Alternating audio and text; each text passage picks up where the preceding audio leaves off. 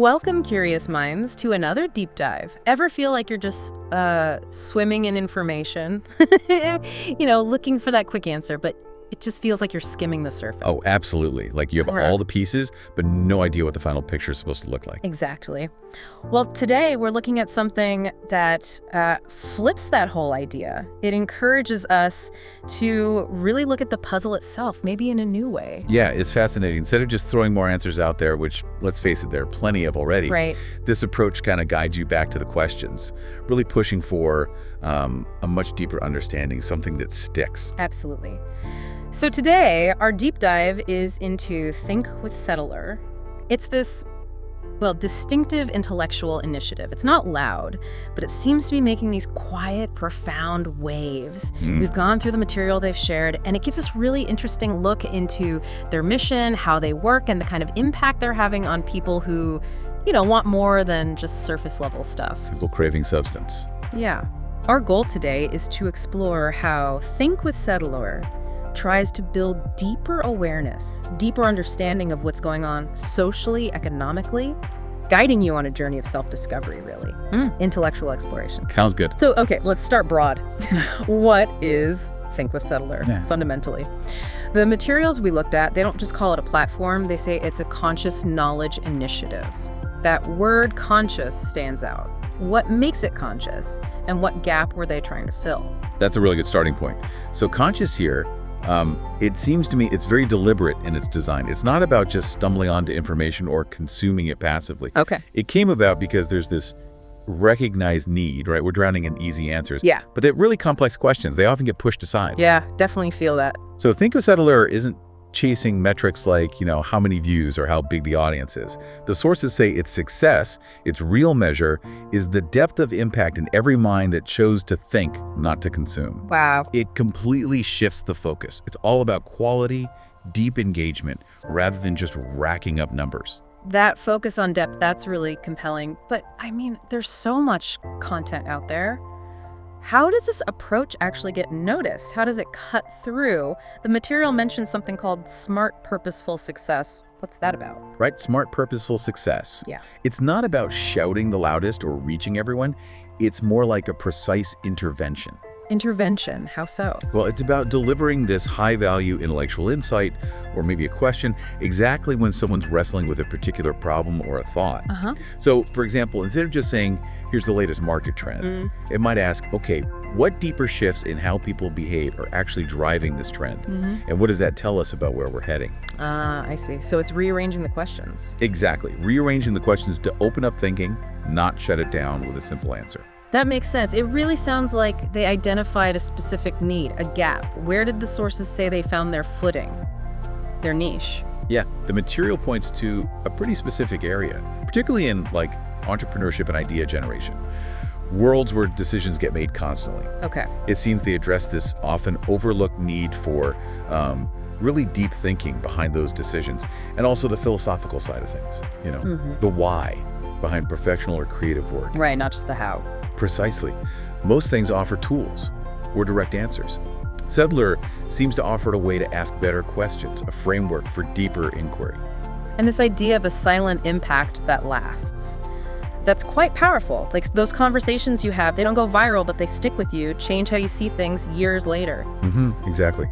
It is almost countercultural today, isn't it? Everything's about instant gratification, quick hits. Totally. Do the sources talk about how that silent impact actually works, how it manifests? Well, it is that countercultural thing. The impact isn't meant to be immediate buzz. It's more like planting a seed, a question that lodges in someone's mind. Maybe it changes their direction, their path, years down the line. Their core philosophy, it's stated quite clearly, the world is not as simple as it seems, and questions don't end with ready answers. We are here to dig deeper. That's a direct quote. Yeah, it's basically an open invitation. Keep exploring, keep questioning. And even the CEO of Setaleur, Mohamed Ghazouani, he reinforces this. He notes, even great things sometimes need rethinking. Interesting. So constant reevaluation. That seems to be key to their whole process, Yeah. never just accepting things, even good things, at face value. Okay, so the philosophy is clear, but practically speaking, how does that translate into their content? What does it actually look like when they deconstruct concepts? Can you give an example? Sure. So the sources say they don't just explain things, they fundamentally take them apart.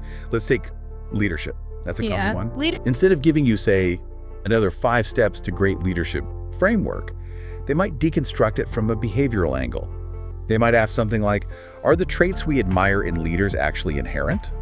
Or are they maybe just a learned response to specific pressures within an organization? Okay, interesting angle. And then what happens when those pressures change? Does our ideal leader suddenly look, well, wrong? It shifts your thinking from just copying traits to critically adapting. Yeah. Makes you reevaluate your own ideas about it. That's a really different approach. So they're tackling these big questions, things that puzzle entrepreneurs, creators, decision makers, looking at them philosophically, critically, behaviorally, trying to get underneath. Exactly.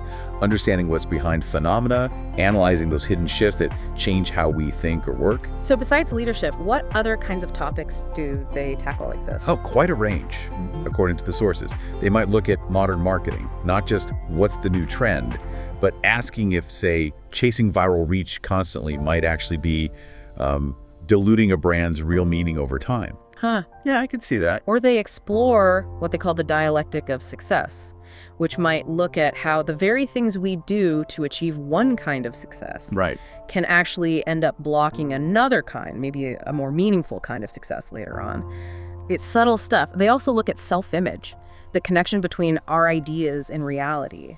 It's always about peeling back those layers. And the structure of the content itself seems designed for this. The material says, every episode begins with a question, but doesn't end with a ready answer. But with an invitation to think, to reconsider. And to search for deeper meaning in the surface of events. Yeah.